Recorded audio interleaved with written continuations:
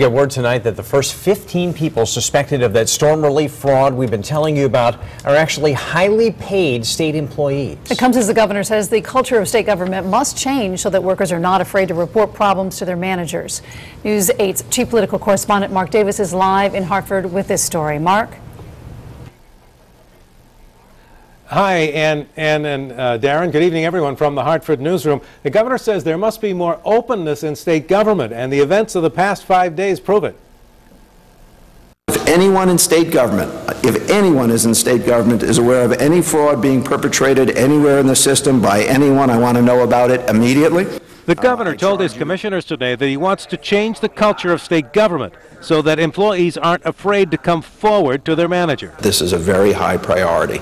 And in reflecting about this incident and hearing, actually I think it was Mark's story about someone who said there's this many-year-long backlog, I've got to make sure that we change that environment. This was apparently prompted in part by our exclusive story earlier this week, where a DSS source told of long-ignored fraud reports. We're beginning to look at the whole process of how we handle fraud intake, investigations. Shortly after the governor's monthly meeting with his commissioners, it became more clear just what an outrage the Irene food aid scandal is.